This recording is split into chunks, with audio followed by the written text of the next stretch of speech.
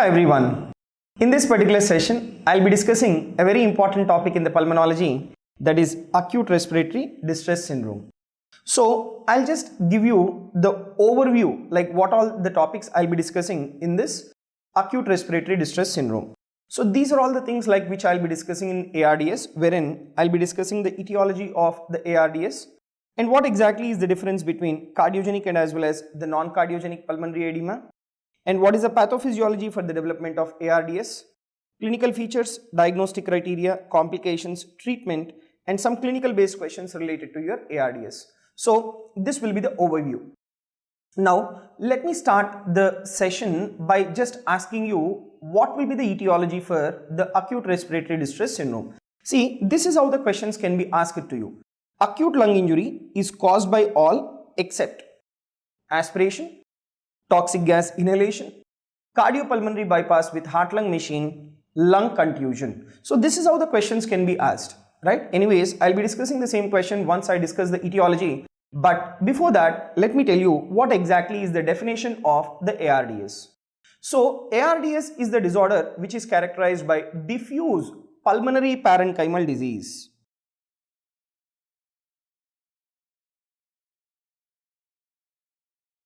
Right, there will be diffuse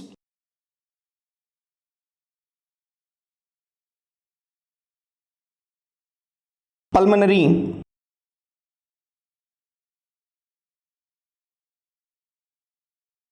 parenchymal disease. Now this diffuse pulmonary parenchymal disease, it is associated with, right, definitely the entire lung gets damaged. This diffuse pulmonary parenchymal disease, this will be associated with the development of pulmonary edema, and that will be non-cardiogenic pulmonary edema. Now, I will tell you what you understand by this word, right? I will tell you what you understand by this word non-cardiogenic pulmonary edema. Okay, so basically there will be diffuse pulmonary parenchymal disease, and along with that there will be development of the non-cardiogenic pulmonary edema, and because of this the individual will have the development of respiratory distress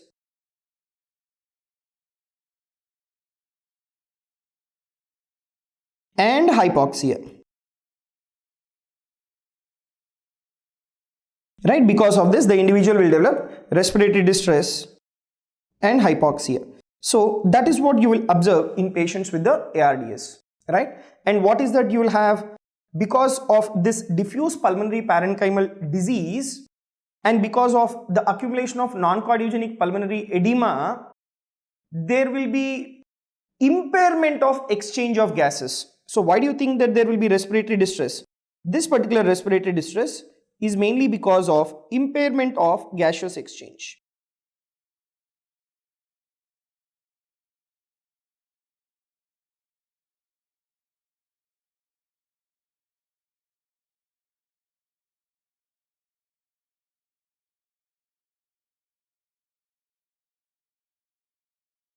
Right, impairment of the gaseous exchange.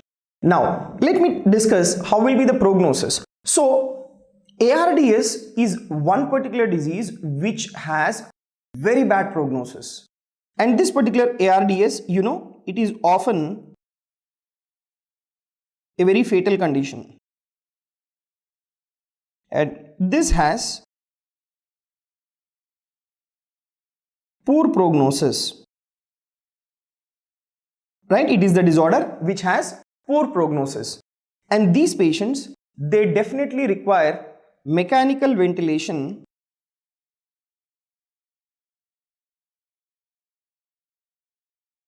for their treatment, and they have to be placed within the ICU. So that is how the prognosis of this individual with ARDS will be. Now, what are the etiologies for the ARDS? If you take the etiologies of ARDS, we have certain etiologies causing ARDS by directly damaging the lung, and we have certain etiologies of ARDS by indirectly damaging the lung. So the etiologies, they include causes of direct lung injury causing ARDS and causes of indirect lung injury causing ARDS. Now, what are the etiologies which will cause direct lung injury, and what are the etiologies which will cause the indirect lung injury? Right, let me just show you the entire list. This will be the etiologies. You take pneumonia, right, that is infection within the lung can progress to a state of the development of ARDS. Aspiration of the gastric contents can also cause the ARDS, or any trauma causing pulmonary contusion. So pulmonary contusion is a direct lung injury which will make the individual to land up in ARDS. And drowning. So whenever the individual drowns, there can be aspiration of the fluid, and that makes the individual to land up in ARDS. And finally, toxic gas inhalation. So these are the etiologies which will cause ARDS by directly damaging the lung.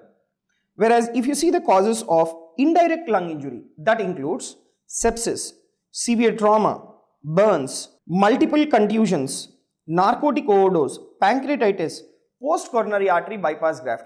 So these are the causes of, right, these are the causes of indirect lung injuries causing the ARDS. Now, so to remember these many etiologies, you know, it may be a little difficult. So for that reason, I'll give you a mnemonic for this. Okay. And you should know that the most common cause of ARDS is sepsis. Right? The most common cause of ARDS will be sepsis. So how will be the prognosis in patients with sepsis? They have poor prognosis. They may even die as well. So if you see this, septic patients may die. That is the mnemonic for the etiologies causing ARDS. So the word S stands for sepsis, right? And that will be the most common cause. The word E stands for embolism, and the word P will be pneumonia.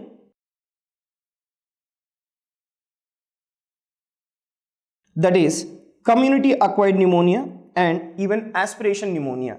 The word T will be trauma and burns.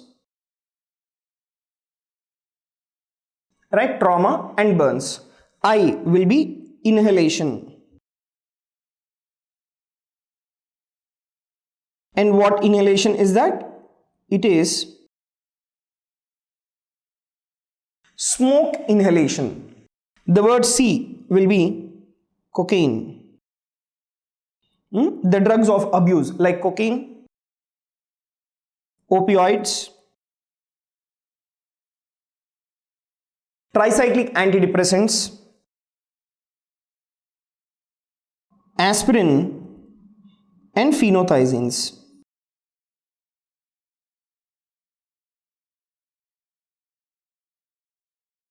So the drugs of abuse like cocaine, opioids and other drugs like tricyclic antidepressants, aspirin and phenothiazines.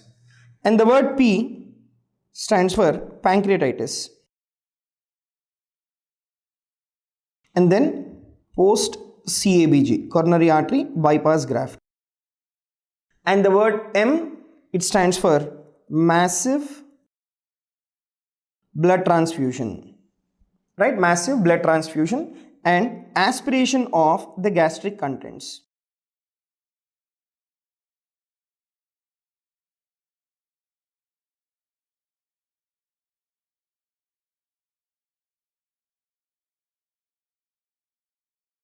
Right, aspiration of the gastric contents. And finally, the D stands for disseminated intravascular coagulation, drowning, and then dialysis. So these will be the etiologies which will cause the ARDS, right? So these are all the etiologies which will cause ARDS. But let me just summarize the etiologies of ARDS into following. So if the question is asked, most common cause of ARDS, that will be sepsis. This point already I have said you, right? And if the question is asked like most common cause of direct lung injury causing ARDS,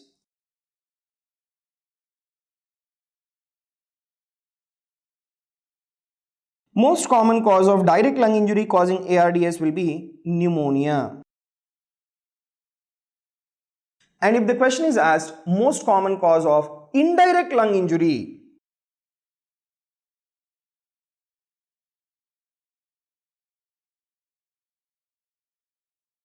causing ARDS, that will be sepsis. Right, that will be sepsis. So these are all the causes of ARDS. Most common cause of ARDS overall will be sepsis. Most common cause of direct lung injury causing ARDS will be pneumonia, and most common cause of indirect lung injury causing ARDS will be sepsis. Now we will move on to the question which I have shown you in the beginning. So acute lung injury is caused by all except aspiration of the gastric contents will definitely cause ARDS. Toxic gas inhalation will definitely cause ARDS.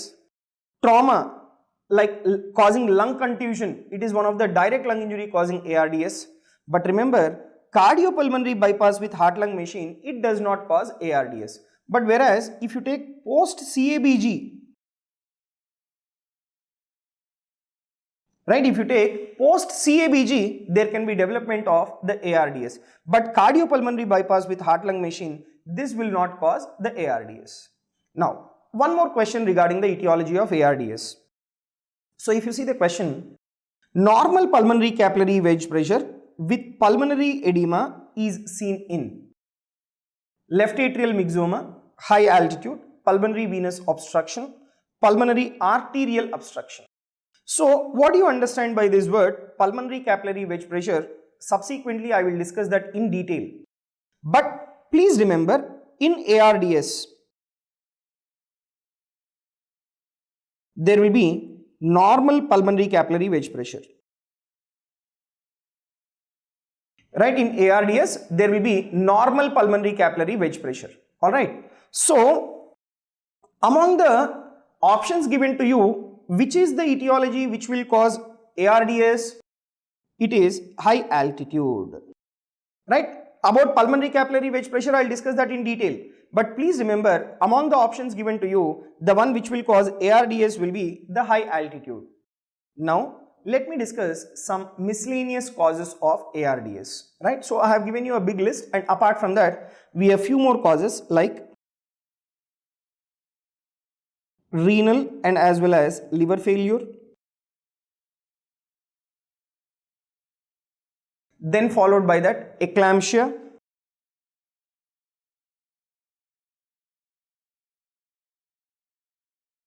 So, eclampsia will be pregnancy-induced hypertension, and along with that you will have seizures. That is called as eclampsia.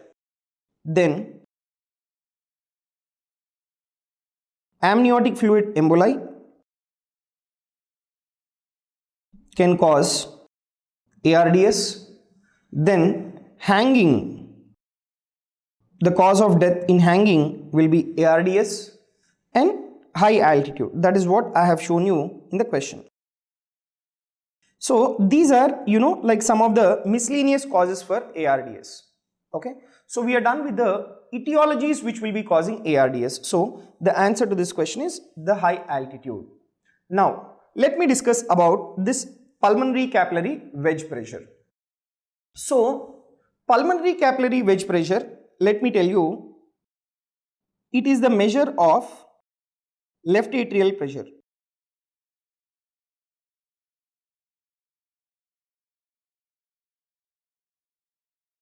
Right, it is the measure of the left atrial pressure. And how do you measure this pulmonary capillary wedge pressure? We measure this pulmonary capillary wedge pressure with the help of an instrument that is called as Swan-Ganz catheter. Swan-Ganz catheter is the one which helps in measuring the pulmonary capillary wedge pressure. And where do we place this Swan-Ganz catheter? So, you see this image. Through the jugular vein, the Swan-Ganz catheter is passed into the jugular vein, from there into the right atrium, and from there it is passed into the right ventricle, from there to the pulmonary artery, and from there to the pulmonary capillary. So at this point, the balloon is inflated and the pressure is being mentioned. Okay, and the pressure is being mentioned. So the pulmonary capillary wedge pressure is the pressure measured by wedging a pulmonary catheter with an inflated balloon, right? So how will you measure that? By wedging the catheter with inflated balloon.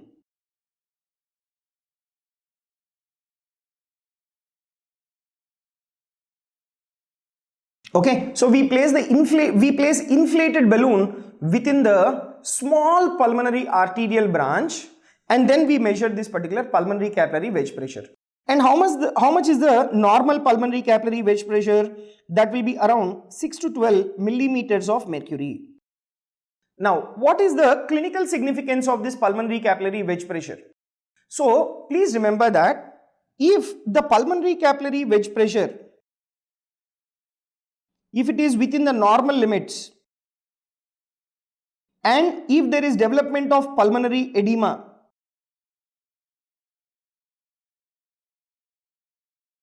that we call it as non-cardiogenic pulmonary edema.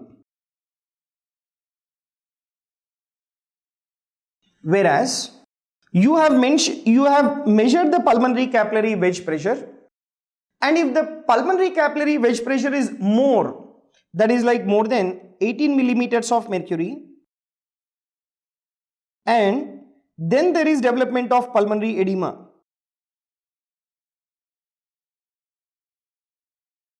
this we call it as cardiogenic pulmonary edema.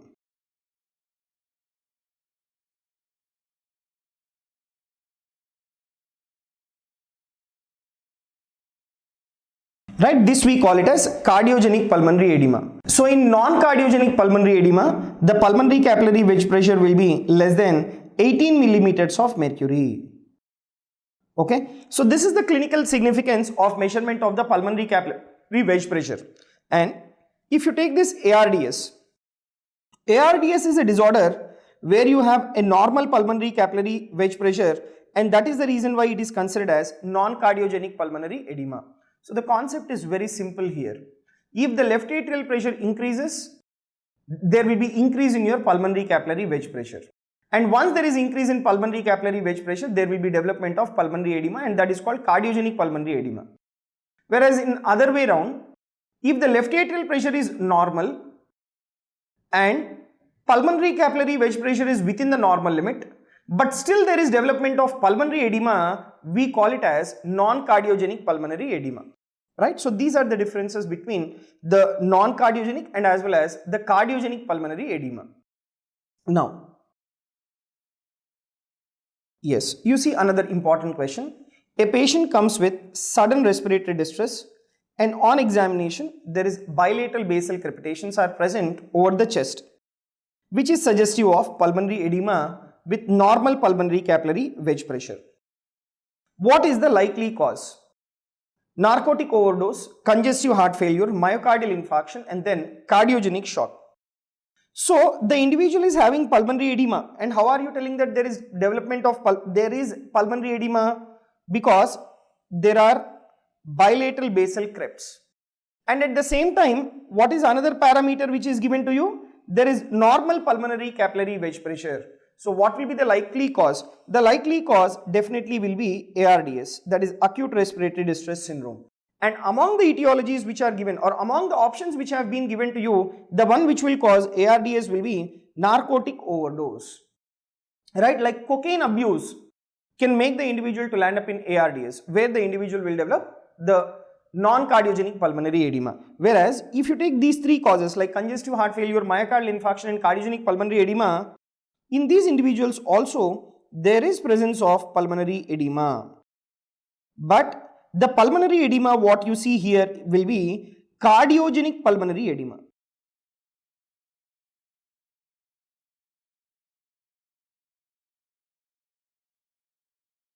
Right, that will be cardiogenic pulmonary edema. Okay, so the answer here is narcotic overdose. Now, having discussed about the etiology and as well as the concept about pulmonary capillary wedge pressure and the concept about cardiogenic and non-cardiogenic pulmonary edema, now let me discuss the pathophysiology of ARDS. So before going on to the pathophysiology, right? What is the summary until now, whatever I have discussed? ARDS is non-cardiogenic pulmonary edema. Left atrial pressure will be normal and pulmonary capillary wedge pressure will be less than 18 millimeters of mercury. Whereas in cardiogenic pulmonary edema like MI, cardiogenic shock, congestive heart failure, in these the pulmonary capillary wedge pressure will be more than 18 millimeters of mercury and causing pulmonary edema, that is called cardiogenic pulmonary edema. Alright. Now, if you take the phases of the ARDS, so we have totally 3 phases. Number 1, exudative phase.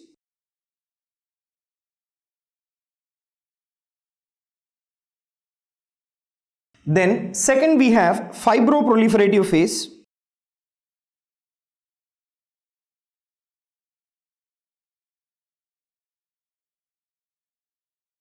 And third we have the fibrotic phase.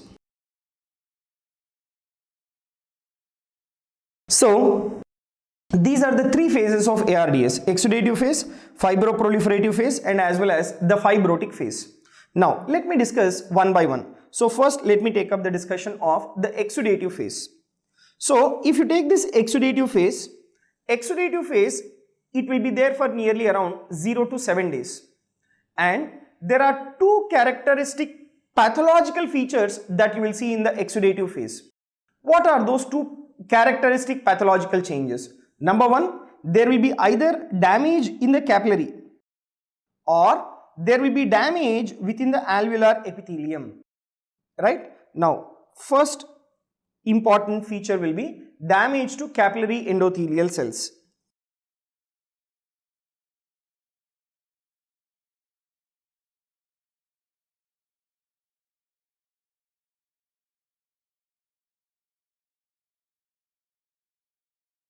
Right? Damage to capillary endothelial cells. And once these endothelial cells are damaged within the capillaries, the fluid will try to shift from the capillary into the alveoli. So there will be damage to the capillary endothelial cells and there will be exudation of the fluid.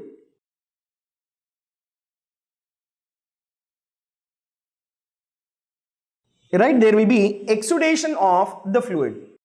And second important change will be destruction of alveolar epithelium.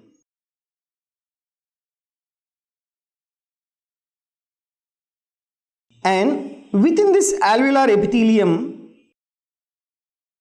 you should know what are the types of pneumocytes which have been damaged. So in the alveolar epithelium, the pneumocytes which have been damaged is both type 1 and as well as type 2. These pneumocytes are being damaged where within the alveolar epithelium. So because of damage to your capillary endothelium and as well as alveolar epithelial cells, this leads to the loss of normal tight alveolar barrier to the fluid. So this alveolar epithelium, it forms a very tight alveolar barrier for the fluid which is present within the capillary. So once there is capillary endothelial damage and as well as alveolar epithelial damage, there is loss of normal tight alveolar barrier to the fluid. So once there is loss of barrier,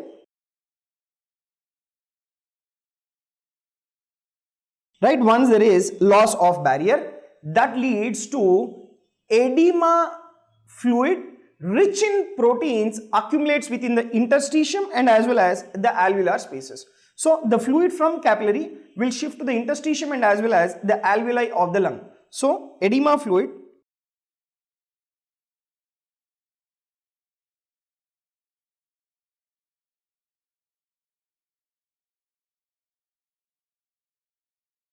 edema fluid rich in proteins, they accumulate within the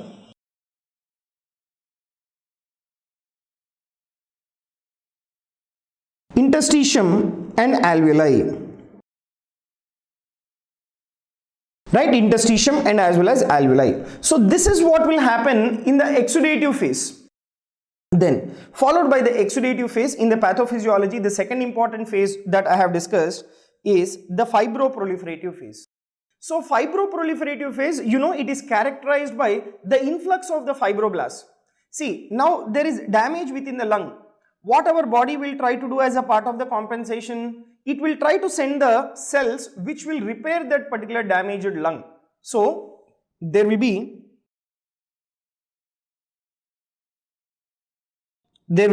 influx of the fibroblasts. And these fibroblasts, they are the cells which will repair by accumulation of the fibrous tissue.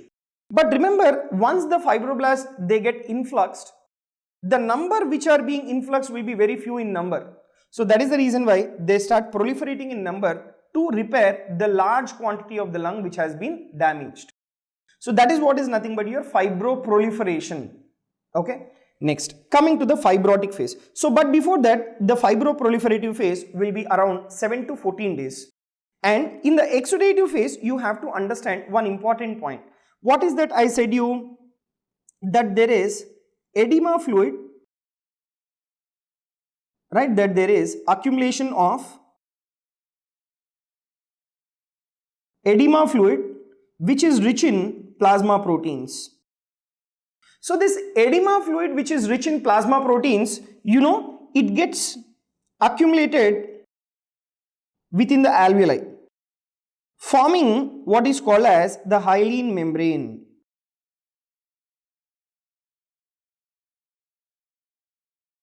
Right, forming what is called as the hyaline membrane.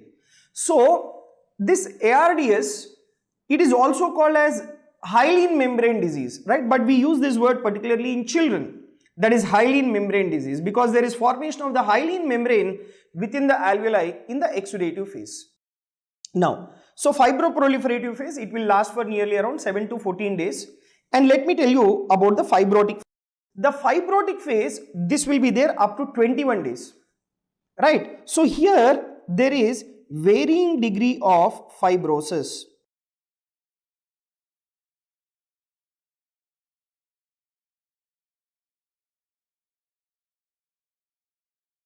Right, here there is varying degree of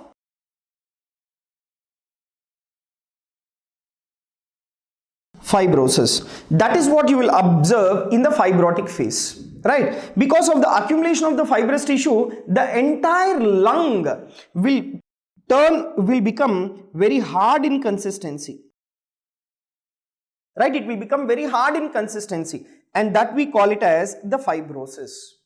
That we call it as fibrosis. So you can observe that here, this will be the normal lung, right, where you have alveoli and as well as a beautiful interstitium. But whereas if you observe this ARDS lung, right, if you observe the ARDS lung, so you can make out the presence of alveoli and as well as the fibrous tissue.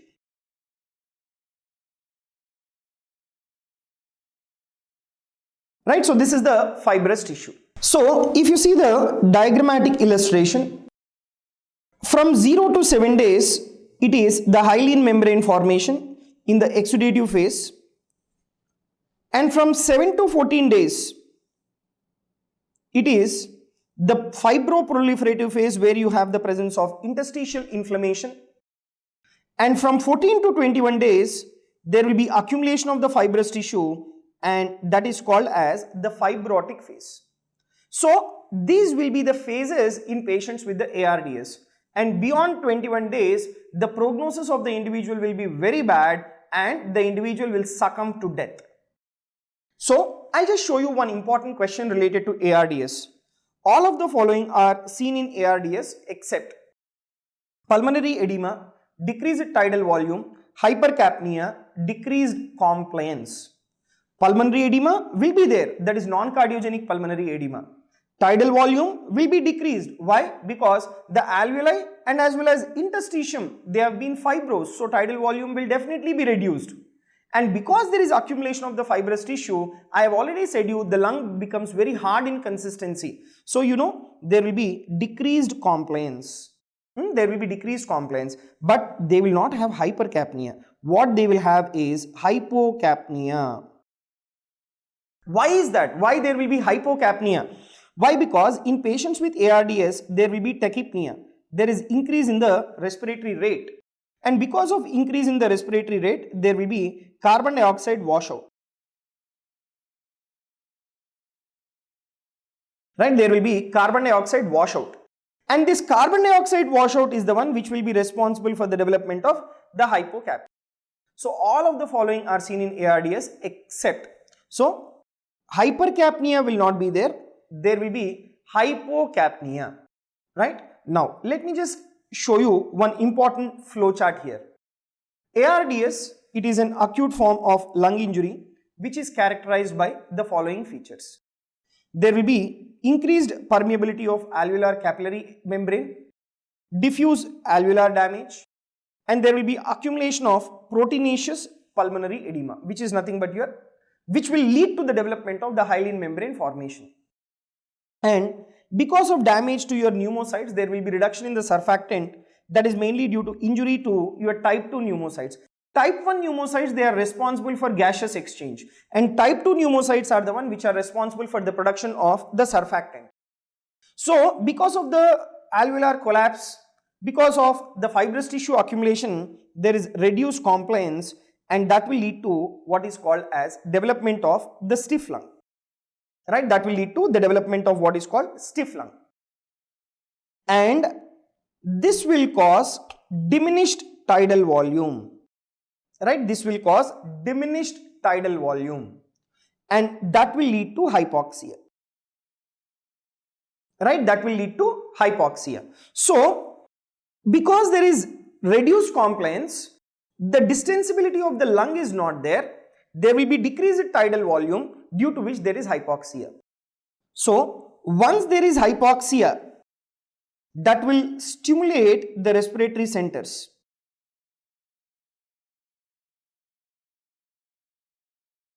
Right, that will stimulate the respiratory centers, and once they stimulate the respiratory centers, there will be increase in the respiratory rate, and that will cause the carbon dioxide washout, and that will lead to hypocapnia. Right, that will lead to hypocapnia. So if you take the normal carbon dioxide value also, normal carbon dioxide value is around 36 to 44 millimeters of mercury. That is the normal carbon dioxide value. And here there is carbon dioxide washout, and the carbon dioxide levels will be less than 36 millimeters of mercury. Right, it will be less than 36 millimeters of mercury. That is what you will observe in patients with the ARDS. So all of the following features are seen in ARDS except what? Except your hypercapnia will not be there. Now you see another question. All of the following are seen in ARDS except pulmonary edema, reduced compliance, hypoxemia, increased left atrial pressure. Pulmonary edema will definitely be there, non-cardiogenic pulmonary edema. Reduced compliance will definitely be there, that is because of the accumulation of the fibrous tissue. Hypoxemia will definitely be there, that is because of decrease in the tidal volume. Right, that is because of decrease in the tidal volume. But the left atrial pressure will not be increased. Left atrial pressure, it is normal within the ARDS. So please remember this point. If there is pulmonary edema with normal left atrial pressure, then you can suspect non-cardiogenic pulmonary edema, that is ARDS. But if there is pulmonary edema with increased left atrial pressure, then you should never suspect ARDS. It will never be ARDS. That will be your cardiogenic pulmonary edema. Right? So the answer to this particular question will be increased left atrial pressure. Next. So this will be the slide with review of the features of ARDS. First and foremost, the clinical history of insult should be known to cause ARDS. Either it is like etiology is causing direct lung injury into ARDS, or indirect lung injury is causing ARDS. Indirect lung injuries, like it includes sepsis, toxic gas inhalation and all. So mainly sepsis. And there should be clinical exclusion of the left ventricular failure. Right? Left ventricular failure should never be there to call it as ARDS. Right? And there should be diffuse alveolar damage, reduced surfactant. And why is that? That is because of mainly damage to your type 2 pneumocytes.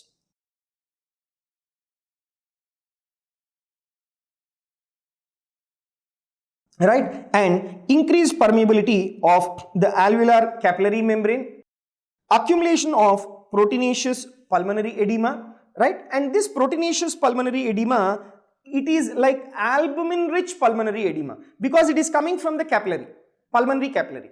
And there will be formation of the hyaline membrane, that is fibrin plus coagulated cell debris. There will be reduced compliance, that is stiff lung, that is because of the accumulation of the fibrous tissue, and there is diminished tidal volume, hypoxemia, and as well as the hypocapnia. So these are the important nutshell points of your ARDS. Then finally, if you see the diagnostic criteria for ARDS, see, this will be the diagnostic criteria. First and foremost, very important will be PaO₂ by FiO₂. That is partial pressure of oxygen to the fraction of inspired oxygen. That should be less than 200 millimeters of mercury. The onset, it should be acute in onset. And the chest X-ray, it should show bilateral alveolar or interstitial infiltrates. And there should be absence of left atrial hypertension.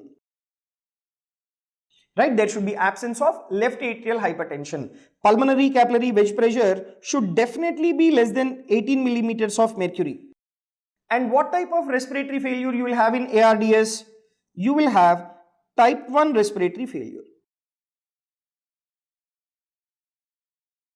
Now, why are you calling it as type 1 respiratory failure?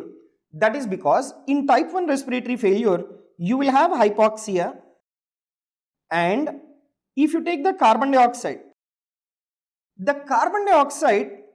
either it will be normal in type 1 respiratory failure, or the carbon dioxide will be completely washed out, that will be reduced. There will be hypocapnia. So our patient in ARDS has the hypocapnia. So that is the reason why we call it as type 1 respiratory failure, like what you will see in ARDS. Okay, but if you remember the criteria in the following manner which I have said you now, it becomes little difficult for you to remember the things after reading all the 19 subjects. So let me just give you the criteria in a form of a mnemonic, and that particular mnemonic will be A, R, D, S. What do you mean by this word A? Stands for acute in onset. Right? Stands for acute in onset. And these symptoms, they develop within 1 week of insult.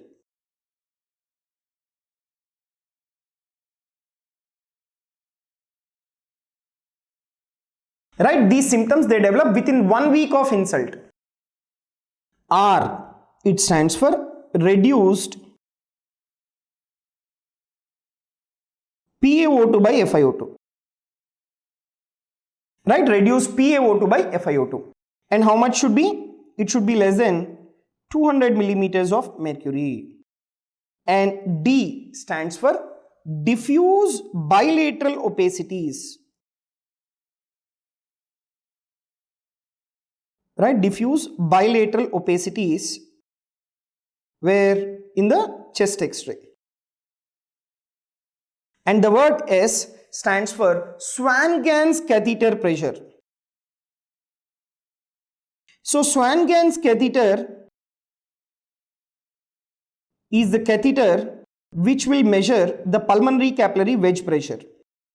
So Swan-Ganz catheter pressure, it should be less than 18 millimeters of mercury. That is nothing but your pulmonary capillary wedge pressure. Right? That will be your pulmonary capillary wedge pressure. So that is what is the criteria for ARDS. So if you remember the criteria in the following manner, it becomes very easy to you. Now, if you take the assessment of severity of ARDS. So for assessment of severity of ARDS, you should be very much aware of the Berlin's criteria.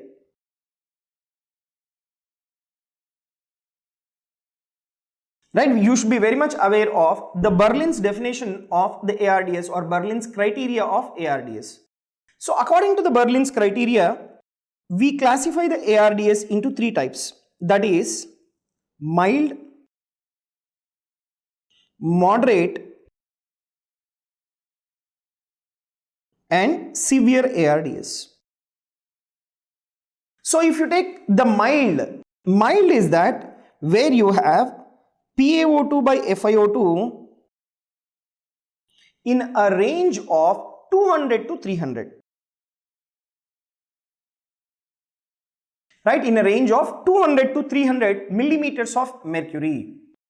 And moderate is where the PaO₂ by FiO₂ will be in a range of 100 to 200 millimeters of mercury. Whereas severe ARDS is that where the PaO₂ by FiO₂ will be less than 100 millimeters of mercury. So this is how you classify the ARDS into mild, moderate and as well as severe. So this is what is called as the Berlin's criteria. So if you see this slide now, according to the Berlin's definition, what should be the timing for the development of ARDS? Within 1 week of known clinical insult. And if you see the chest imaging, there should be bilateral opacities. Right, bilateral opacities. And origin of edema, it should be from the capillary. It should never be because of the pathology in the heart. Okay, respiratory failure not fully explained by the cardiac failure. It should not be cardiac failure. And oxygenation, just now we have discussed, right? Mild, moderate and as well as severe. So this will be according to your Berlin's definition. Now, I said you that these individuals, they have diffuse bilateral opacities. So you can make out here. So both your right and as well as the left lung, you can observe that there is opacities, diffuse throughout the lung, bilateral both the lungs. And this is also a CT image, right? A representative CT scan of the chest during the exudative phase of ARDS, in which the dependent alveolar edema and atelectasis, they predominate. Right, in which the dependent alveolar edema and atelectasis, they predominate. So this is about the criteria and the ways by which you can diagnose the ARDS. Now I'll just show you one important question. Acute lung injury is characterized by all except the options are PaO₂ by FiO₂ less than 200, bilateral interstitial opacities, pulmonary capillary wedge pressure less than 18 millimeters of mercury, and normal left atrial pressure. The question asked is except, that is, which is the false statement. So you have to understand that acute lung injury, it is the less severe form of ARDS.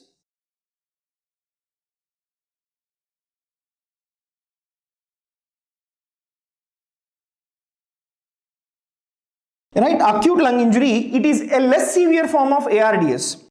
Now, how will you differentiate acute lung injury from ARDS? That is mainly by your PaO₂ by FiO₂. And this is the table for that. The only difference between acute lung injury and ARDS will be PaO₂ by FiO₂. In acute lung injury, the PaO₂ by FiO₂ will be less than 300, whereas in ARDS, the PaO₂ by FiO₂ will be less than 200. This is the only difference. The remaining all will be same between the two. If you take the onset, both of them, they are acute in onset. And if you take the chest X-ray, both of them, they have bilateral alveolar and interstitial infiltrates.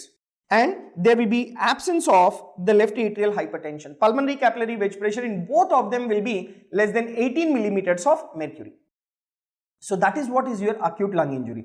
So acute lung injury, it is a less severe disorder of ARDS, but has the potential to evolve into ARDS. It can progress into ARDS, right? And ARDS can be differentiated from acute lung injury by PaO₂ by FiO₂, that is inspiratory oxygen fraction ratio. Now, in ARDS, you know, why do we consider that the individual has a worse prognosis? Because in patients with ARDS, there will be development of pulmonary hypertension. And why do you think that there will be development of pulmonary hypertension in ARDS? Because ARDS, it causes pulmonary hypertension due to the following reasons. Number one, because of hypoxemia, there will be pulmonary vasoconstriction that will cause the development of pulmonary hypertension. and there is exudation of the fluid from pulmonary capillary into the surrounding area, that will lead to perivascular edema, and that is another reason why there will be pulmonary hypertension. And sepsis is one of the most common cause for ARDS, and this sepsis can induce the development of thrombosis within the pulmonary artery that will lead to pulmonary hypertension. And release of inflammatory mediators like leukotrienes and as well as thromboxanes, they are also responsible for the development of the pulmonary hypertension. So, if the question is asked what are all the various reasons for the development of pulmonary hypertension in ARDS, these all will be the reasons for the development of pulmonary hypertension in ARDS, right? Next. Now, you see another very important question. Shock lung is better known as alveolar proteinosis, alveolar hemorrhage, pulmonary edema, acute respiratory distress syndrome.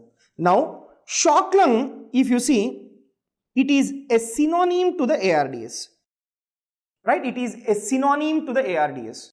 And for ARDS, we have many synonyms.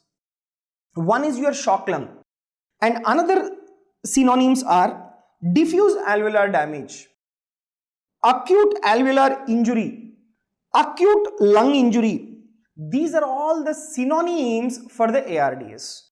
So, the similar way, if you see another question, what is the feature of the shock lung? Diffuse alveolar damage, usual interstitial pneumonitis, organizing pneumonia, bronchiolitis. The answer is diffuse alveolar damage. The answer is diffuse alveolar damage. So, after having discussed about the Berlin's criteria, and after having discussed about how do you diagnose ARDS, and after having discussed about the synonyms of ARDS, and after having discussed about acute lung injury, let me next discuss the complications of ARDS. So, if you see the complications of ARDS, you know, there will be ventilator related complications,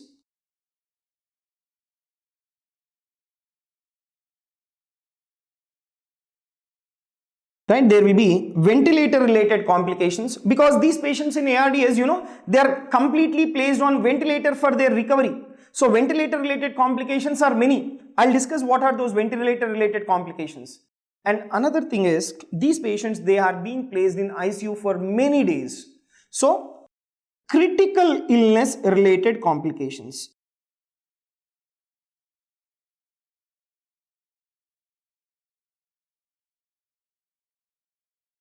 Right, critical illness related complications and being in ICU. So that is ICU related complications. What are those? So if you see the ventilator related complications, that includes the development of ventilator associated pneumonias, which we call it as VAP, ventilator associated pneumonia. Now what is the criteria to call it as ventilator associated pneumonia? See, at the time of intubation, the individual doesn't have pneumonia, but after 72 hours of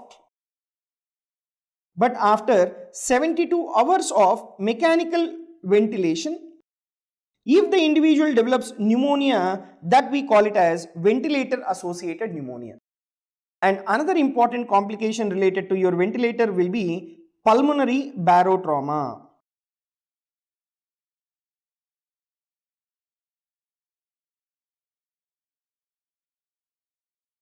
Right, pulmonary barotrauma. These are ventilator related complications.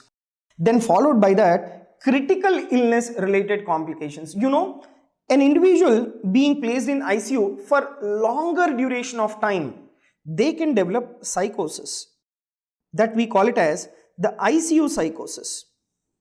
Then these patients, you know, they are like prolonged bedridden for longer duration of time. There can be stasis of the blood within the legs, and that will predispose to the development of deep vein thrombosis. Right, that will predispose to the development of deep vein thrombosis. Then followed by that, you know, these patients in ICU with ARDS, they are under severe stress and they will develop what is called stress ulcers, and that will cause the GI bleed. Right, that will cause the GI bleed. And this stress ulcers, we call it as Cushing ulcers. Right, we call it as Cushing ulcers. Okay, and then followed by that, catheter related complications. See, these individuals, they are being placed on the catheters for longer duration of time for the urine output. So they develop what is called as catheter associated urinary tract infection. And what is the most common organism causing catheter associated urinary tract infection? That will be Escherichia coli.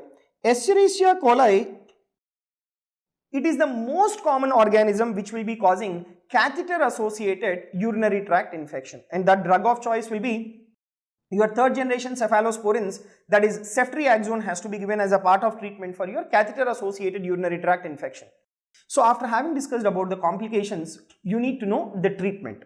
Let me discuss the treatment of the ARDS. So as such, like what I have said you is, ARDS is the disorder which has very bad prognosis. But in the recent days, there is improvement in the ARDS mortality rates. And what is the cause for improvement in the ARDS mortality rates? That is mainly because of advances in the care of the critically ill patients. That is the reason why there is improvement in the mortality in the ARDS patients. So what is required here is bundled care approach, right? So these patients, they require bundled care approach. Now, what do you understand by this word bundled care approach? So bundled care approach, in the sense, these patients, they require a close attention, and these patients are admitted in ICU. So you have to give the treatment to the complications which have been anticipated. Like for example, you need to give prophylaxis against the venous thromboembolism, because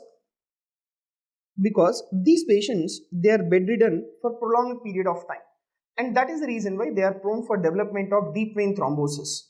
So you need to give prophylaxis against the venous thromboembolism. Next, now these patients in ICU, they are under very severe stress, so they can develop stress ulcers, which we call it as the Cushing ulcers. So you need to give prophylaxis against gastrointestinal bleeding, right? And next important thing is, these patients, they are completely, either incompletely unconscious, right? They are in a state of altered sensorium because they have been put on the mechanical ventilator, so they will be under the effect of the sedation. So there is chance of aspiration, and this aspiration will cause aspiration pneumonitis. So you have to take an utmost care to prevent the aspiration. And next, sedation should be used adequately, right? Sedation should be used adequately. Then followed by that, prolonged mechanical ventilation and central venous catheter infections have to be taken care.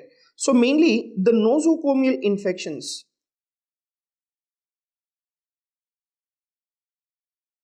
right? Nosocomial infections, you need to take an utmost care of the treatment of this nosocomial infections, because the infection can occur through mechanical ventilator, which we call it as ventilator associated pneumonia, or the infections can enter into the body through the catheters, mainly like central venous catheter, right? And yes, so prompt recognition of your nosocomial infection is very much required.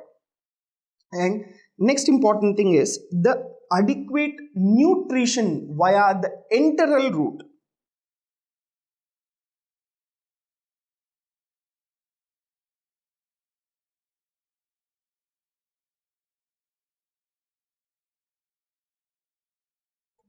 Right, the adequate nutrition via the enteral route whenever is feasible is very much required.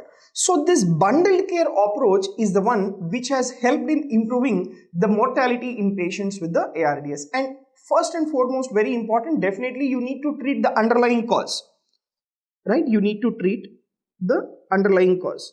Now, whatever might be the cause, and in the etiology, what did I tell you? The most common cause is sepsis, and whereas that is most common direct lung injury causing ARDS will be pneumonia, and most common indirect lung injury causing ARDS will be sepsis, and overall the most common cause will be sepsis. So you have to treat the underlying cause.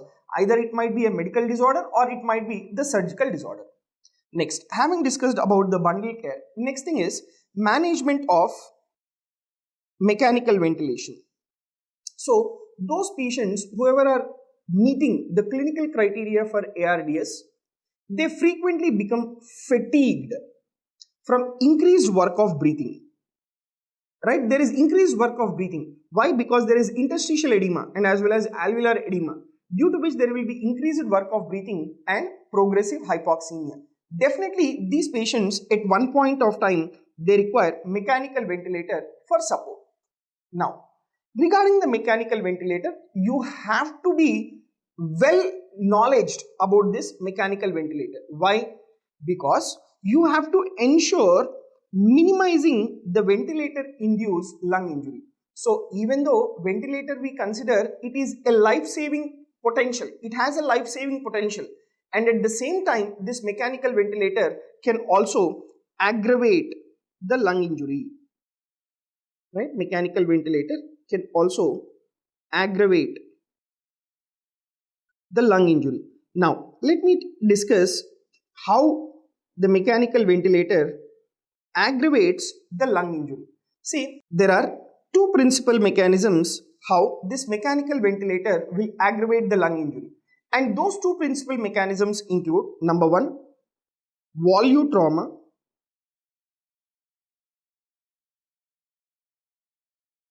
right? Number one, volume trauma, and second is atelectasis trauma.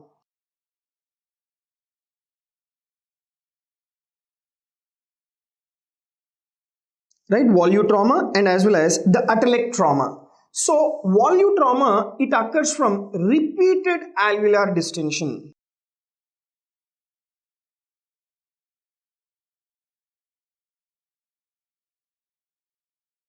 Right, it occurs from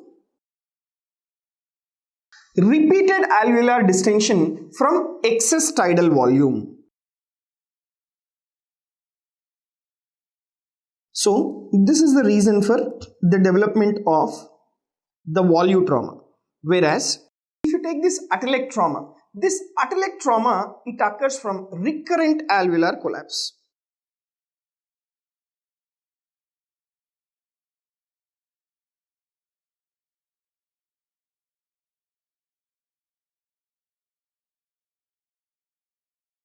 Right, it occurs from recurrent alveolar collapse. So that is about your atelectasis. So these are the two principal mechanisms which can aggravate the lung injury in these individuals. Now let me discuss about this volume trauma and as well as atelectasis trauma in detail. So you have to know that your ARDS, it is a heterogeneous disorder. Now what do you understand by this word, the ARDS being a heterogeneous disorder? So if you do a chest CT scan, in ARDS, what is that you will observe is the part of the lung which is commonly affected will be the dependent portions of the lung. Right? So if you take the entire lung, it is mainly the dependent portions of the lung. Right? Dependent portions of the lung which are commonly affected in patients with the ARDS, and there will be relative sparing of the other regions. So it is like not the entire lung is uniformly affected in ARDS. Dependent portions are more affected than compared to that of the other regions. So now thereby what will happen? There will be difference in the compliance. Right, there will be difference in the compliance of the lung. So whichever portion of the lung which is affected by ARDS, the compliance is less, and the portion of the lung which is not affected by ARDS, the compliance is more. So the compliance differs. Alright, so compliance differs in affected versus the normal areas of the lung. Okay, so now whenever you try to give the tidal volume, right? So whenever you try to give the tidal volume, the affected part of the lung will take the advantage of the tidal volume and this will try to undergo distension. But whereas whenever you are giving this tidal volume, the same tidal volume to the normal areas of the lung, this part of the lung will undergo over distension and will lead to the injury. Right? This part of the lung will undergo over distension and will lead to injury. So, why is this particular volute trauma? Because ARDS is a heterogeneous disorder and that is the reason why there can be development of this volute trauma. Now, this ventilator-induced injury can be demonstrated in experimental models of acute lung injury, in particular with high tidal volume ventilation. So now let me discuss about this particular tidal volume, right? How much tidal volume you have to give. So there was a large scale randomized control trial and that particular large scale randomized control trial was sponsored by the NIH. So what is this NIH stands for? That is National Institute of Health.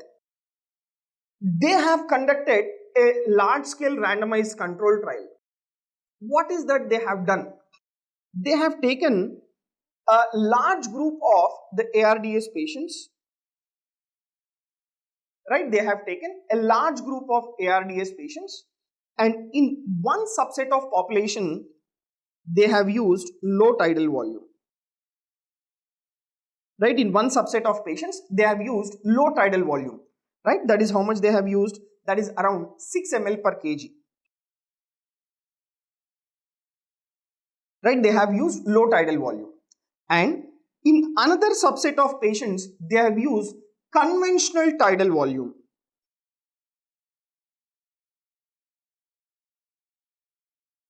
So conventional tidal volume in the sense where the tidal volume was in the range of 12 ml per kg.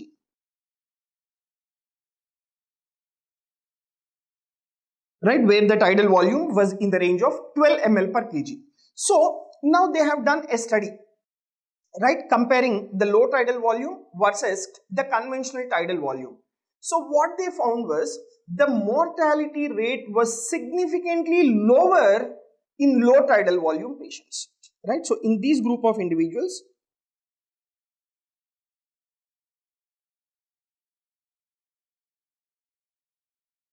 right, in these group of individuals, they found the lower mortality than compared to that of the conventional tidal volume. So what they have concluded is in patients with ARDS, you should not put them on high tidal volume mechanical ventilation. It should be low tidal volume. So that should be around 6 ml per kg, right? This is a very important multiple choice question here. So in this way, when you are using a low tidal volume, that will minimize the volute trauma. And the next important thing is the atelectasis trauma. So minimizing the atelectasis trauma by prevention of the alveolar collapse. Now what is that? Let me tell you. See, in ARDS, what will happen? There is presence of the alveolar fluid and as well as the interstitial fluid. Right, there is presence of the alveolar fluid and as well as the interstitial fluid. So because of the presence of the alveolar and as well as the interstitial fluid, this will lead to loss of surfactant, right? And why is that? Mainly because of that is due to damage to your pneumocytes. Okay, so there is loss of surfactant and this loss of surfactant can lead to marked reduction in the lung compliance. So this will cause reduction in the lung compliance. Now, subsequently, what will happen? Right? Subsequently, what will happen? So, because there is decreased lung compliance, what is that you have to do? You have to see that the alveoli are being opened. Right? There is significant alveolar collapse. This significant alveolar collapse will occur at end expiration, right? And because of this significant alveolar collapse which is occurring at end expiration, there is impairment of oxygenation. So, in order to open the alveoli,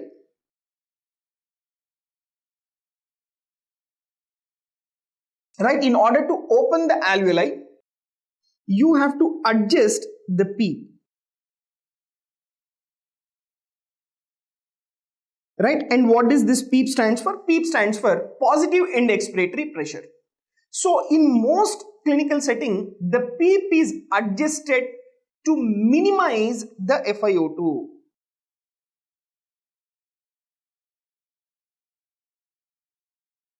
Right, to minimize the fraction of the inspired oxygen, and this adjusted PEEP should be able to provide adequate partial pressure of oxygen, right? Should be able to provide adequate partial pressure of oxygen without causing the alveolar over distension, right? It should not cause the alveolar over distension. Now, how much should be the PEEP that have to be adjusted? And numerous trials have been done, and what they have concluded in the numerous trials is that you have to adjust the PEEP, right? So you see here, possible approaches include using the table of PEEP FiO₂ combinations, right? You set a PEEP and you set the FiO₂. So with the help of this table of PEEP FiO₂ combinations from the trial group, you need to generate a static pressure volume curve, right? You need to generate a static pressure volume curve. Now, what does this static pressure volume curve does?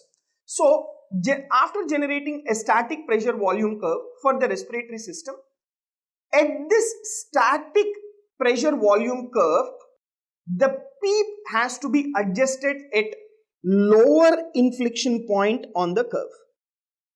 And when you adjust the PEEP at the lower inflection point of this particular static pressure volume curve, that will maximize the respiratory system compliance. So now, if the question is asked, so these are the direct lines from your Harrison. So if the question is asked, what should be the PEEP?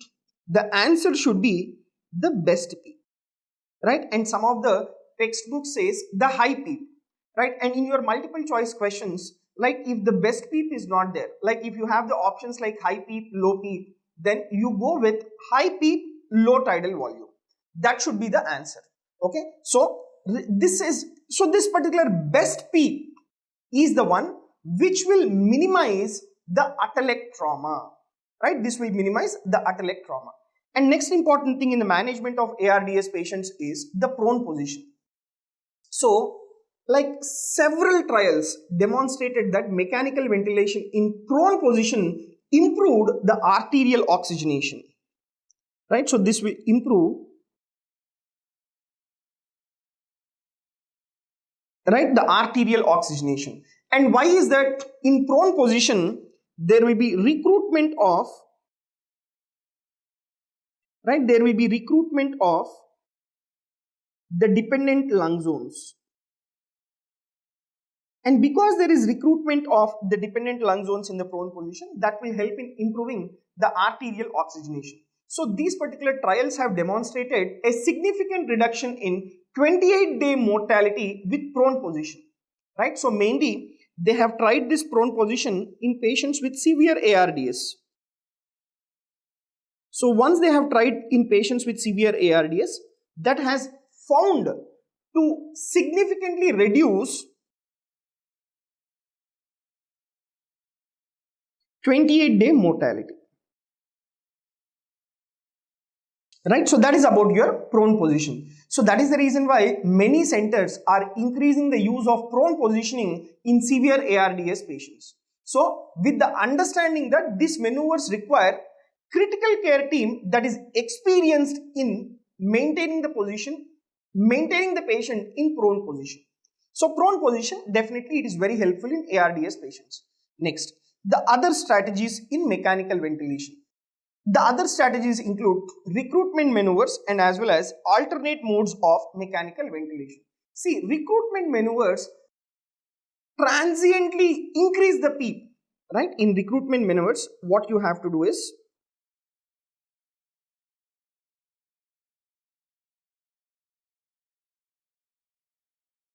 you have to transiently increase the PEEP, and when you transiently increase the PEEP to high levels,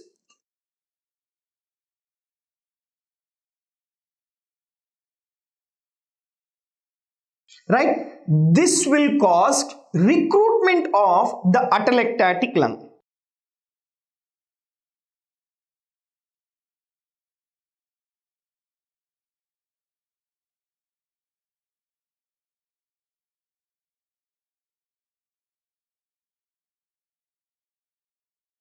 Right, this will cause the recruitment of the atelectatic lung, and thereby there will be improvement in the oxygenation. But as such, mortality has not been established, but this will definitely increase the oxygenation of the lung. Then alternate modes of the mechanical ventilation. So alternate modes of mechanical ventilation such as air pressure release ventilation,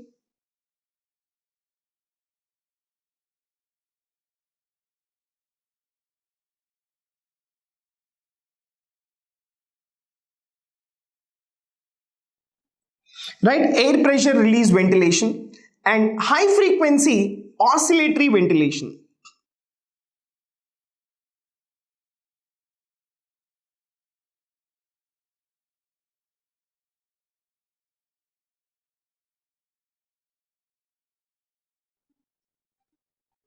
So these two are alternate modes of mechanical ventilation, that is air pressure release ventilation and high frequency oscillatory ventilation. So these methods can be used over the standard modes of ventilation in ARDS management, and in many cases it required specialized expertise at the bedside whenever you are using these particular maneuvers or whenever you are using this alternate modes of mechanical ventilation.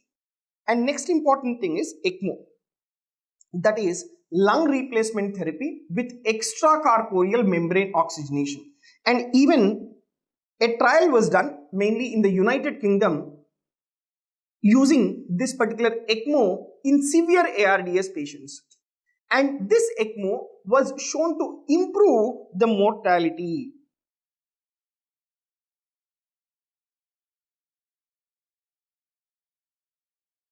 Right, this ECMO was shown to improve the mortality for patients with ARDS, and this was the trial which was being done in the United Kingdom. Next important thing is the fluid management. See, fluid management is a very important treatment in the ARDS patients. You have to give adequate fluids. See, already in patients with ARDS, there is increased quantity of the alveolar fluid, and there is also increased quantity of the interstitial fluid.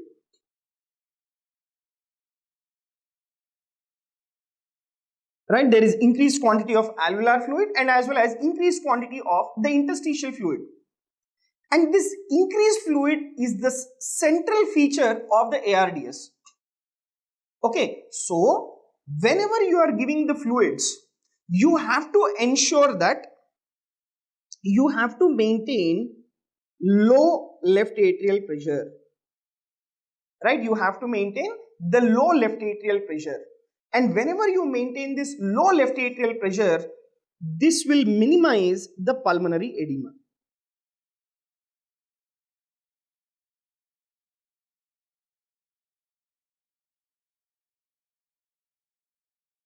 Right, this will minimize the pulmonary edema, and once there is minimization of the pulmonary edema, that will improve the arterial oxygenation.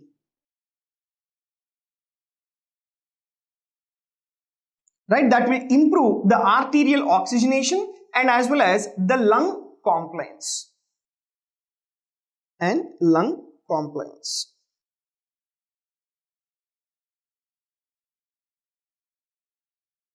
Okay, so this is about your fluid management, right? You have to ensure that you have to see the low left atrial pressure has to be maintained by adequate fluid supplementation.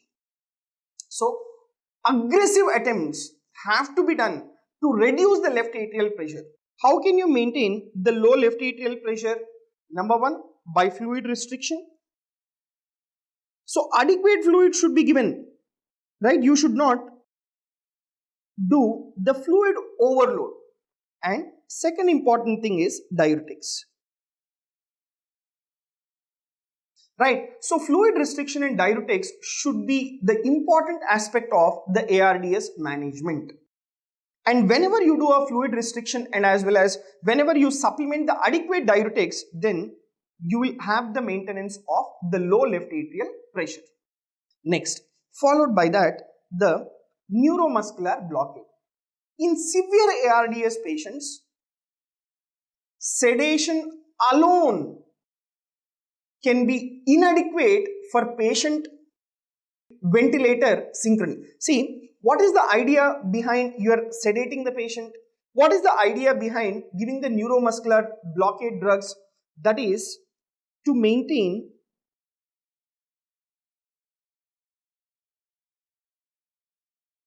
patient ventilator synchrony.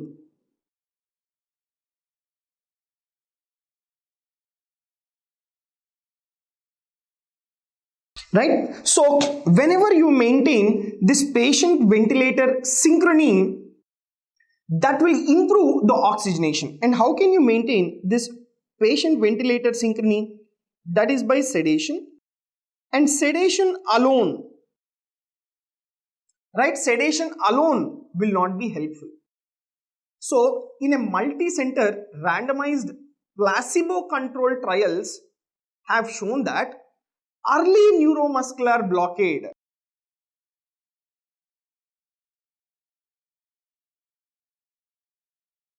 right? Early neuromuscular blockade.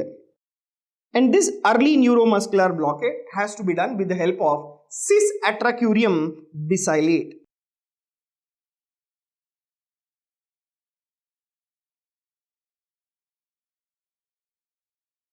Right, cis-atracurium bisilate. So this cis-atracurium bisilate, it has to be started in the early period of the patient being placed on mechanical ventilator.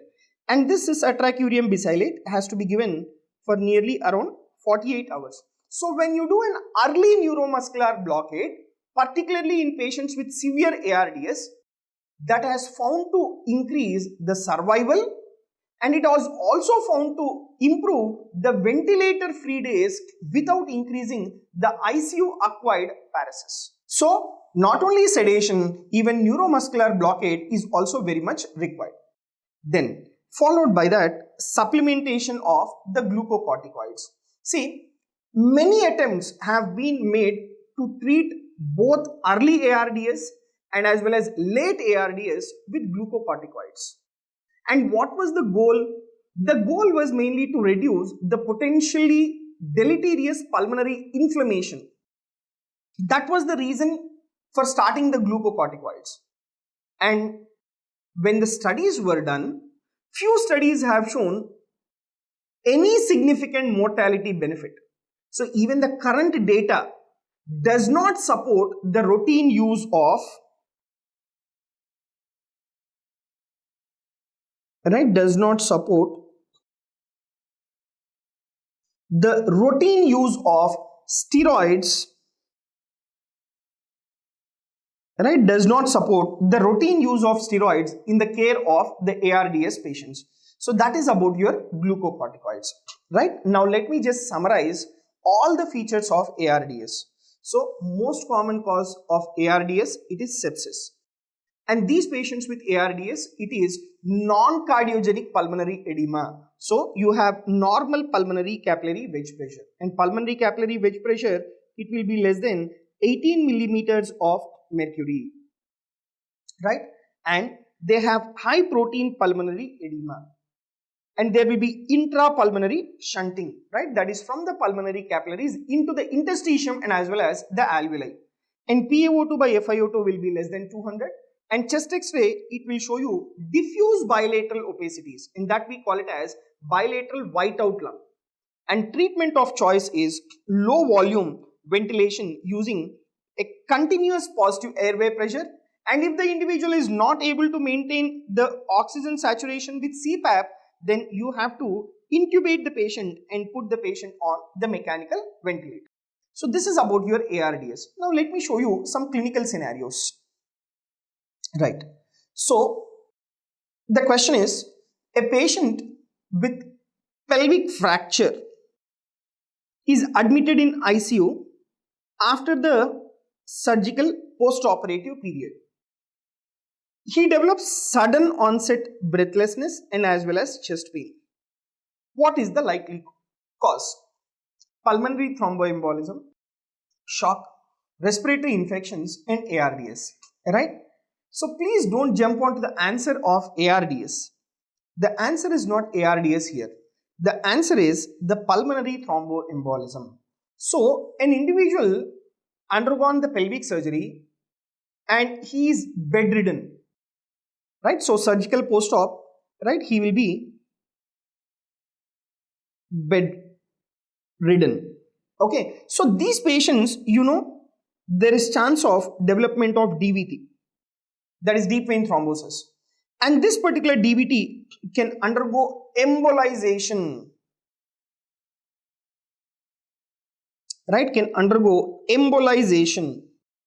And that will result in the development of sudden onset breathlessness, and there will be also development of chest pain. Okay. So the answer here is pulmonary thromboembolism, because in ARDS patients, it is very less likely to have the chest pain.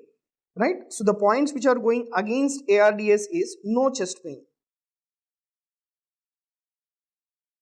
Right? And the another important point is ARDS usually does not develop in the post-operative period unless if there is presence of development of sepsis.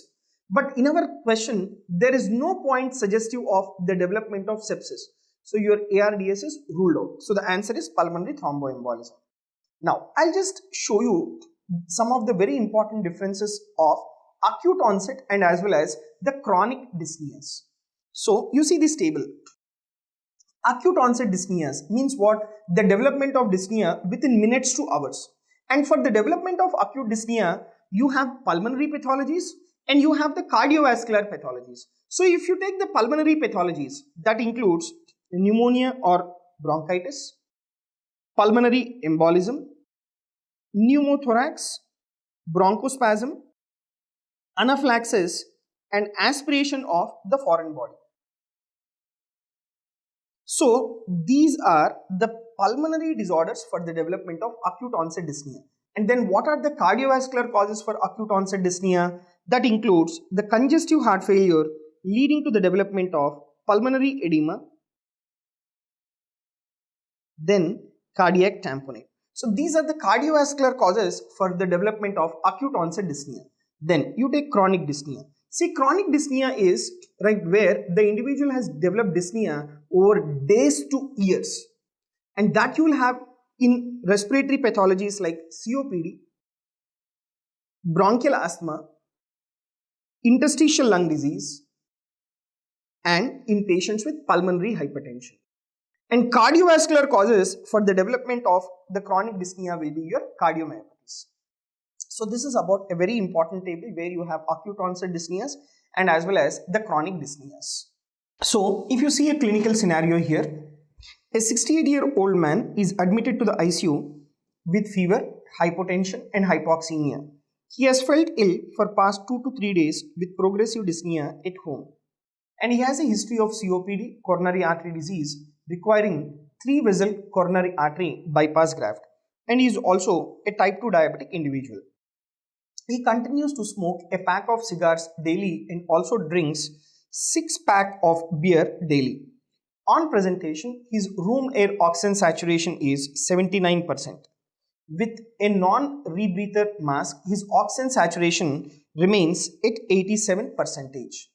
His blood pressure is 74 by 40 millimeters of mercury and heart rate is 124 beats per minute. After the fluid bolus, blood pressure remains at 86 by 53 millimeters of mercury. His chest radiograph is shown in the figure. I'll just show you the chest radiograph.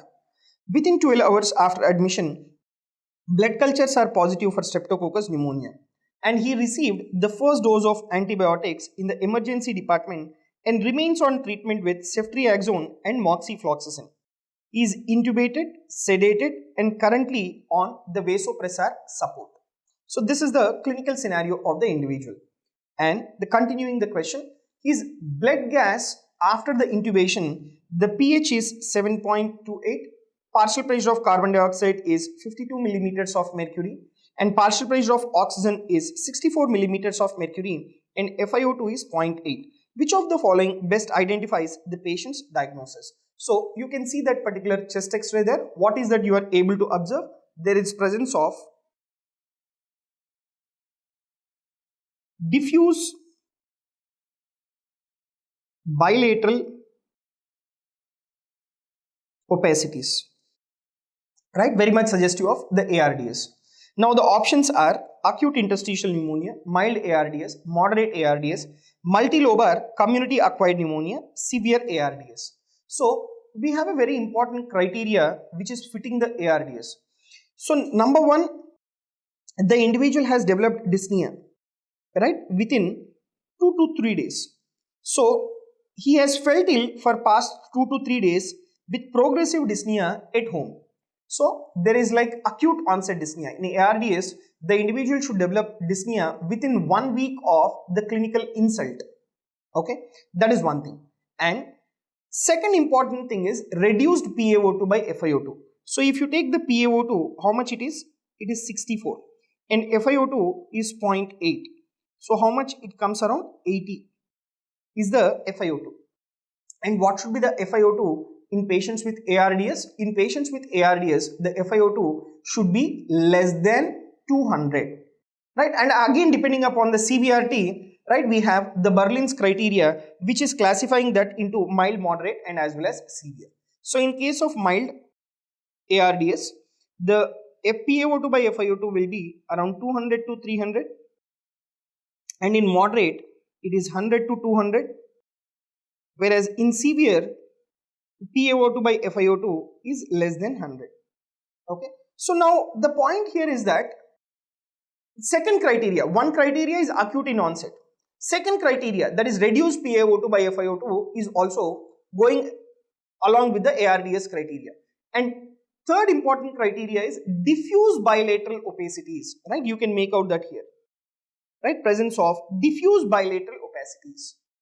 And fourth important criteria is the pulmonary capillary wedge pressure should be less than 18 millimeters of mercury. So it should be a non-cardiogenic pulmonary edema, right? So that is not being mentioned here, but the other criteria, they are going in favor of ARDS. So definitely it is a case of ARDS. So now what form of ARDS is that? It is severe form of ARDS. Why? Because your PaO₂ by FiO₂ is 80, which is nothing but it is less than 100. That is the reason why the answer is the severe ARDS in this patient. Now, I'll just show you one more clinical scenario, and definitely like what would be the cause for the development of ARDS. So the blood cultures, like it has shown the presence of the Streptococcus pneumonia, right? It is the pneumonia, it is the direct lung injury causing the ARDS. Okay. Now, let me just show you another important clinical scenario. Another important clinical scenario is that I have a 65-year-old man admitted to the intensive care unit for mechanical ventilation, and there are no family members available to discuss the patient history. And on arrival in the emergency department, the paramedics told the staff that the patient was found down in the park and smelled of alcohol. His initial hemoglobin oxygen saturation was 60% and respiration were labored. Thus, the patient was urgently intubated. Results of physical examination are as follows. Temperature 95.4, heart rate 120 beats per minute, respiratory rate 20 per minute on mechanical ventilator. and there is presence of diffuse rolls that are being heard bilaterally in the lung fields. The patient is generally disheveled with poor hygiene, and chest x-ray it revealed bilateral interstitial and as well as the alveolar infiltrates. ECG shows the Q waves throughout the precordial leads. So this is the scenario. Now the question is, which of the following statements regarding differentiation between cardiogenic and as well as non-cardiogenic pulmonary edema is true? The options are: bat swing or butterfly pattern on chest x-ray is more typical of non-cardiogenic pulmonary edema than cardiogenic pulmonary edema. Distinct air bronchograms are more common with cardiogenic pulmonary edema. A widened vascular pedicle and increase in cardiothoracic ratio suggest the cardiogenic pulmonary edema. Pulmonary arterial catheterization will yield useful information in these patients and will decrease their overall mortality. Now, so you take the presence of the bat wing appearance. See, the presence of bat wing appearance is very much suggestive of cardiogenic pulmonary edema, right? You don't see that in case of non-cardiogenic pulmonary edema. In case of non-cardiogenic pulmonary edema, you have diffuse bilateral opacities. You don't have this characteristic appearance of the bat wing appearance on the chest x-ray. So your first option is incorrect. Now, the presence of the distinct air bronchograms, right? What is this air bronchogram? Within the alveoli, you have the presence of the fluid and as well as air.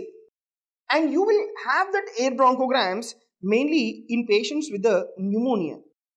And this particular pneumonia will be responsible for development of ARDS, which will be your non-cardiogenic pulmonary edema. So diffuse air bronchograms are more severe in more common cardiogenic pulmonary edema. It is a wrong statement. Then you take the third option. Wide vascular pedicle and increased cardiothoracic ratio. It is suggestive of cardiogenic pulmonary edema. This is a true statement, right? In patients with cardiogenic pulmonary edema, what are the causes for cardiogenic pulmonary edema? It could be due to left ventricular failure. It could be due to severe mitral stenosis.